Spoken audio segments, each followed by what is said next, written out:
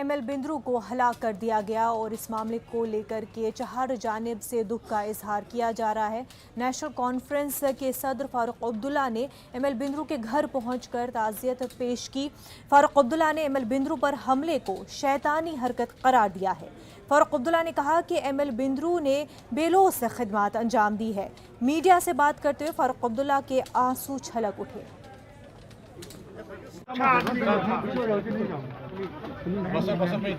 वो आज इस दुनिया को छोड़ गया है, उसको हमारे शैतानों ने उसे मार डाला है। क्या कर रहे हो? उस बेचारे ने हर एक की खिदमत की, उसने लोगों के लिए सब कुछ दिया। जब लोग यहाँ से भाग गए वो नहीं भागा, वो यही रहा। तो मैंने गरीबों की खिदमत करनी है। मोबाइल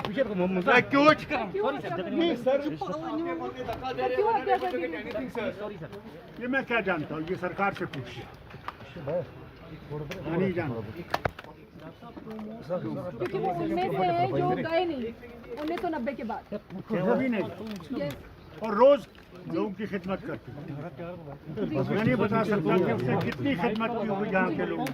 सिक्योरिटी लैब सही है सर। मुफ्त दवाइयाँ दी लोगों को जो गरीब थे, हर तरफ से मदद।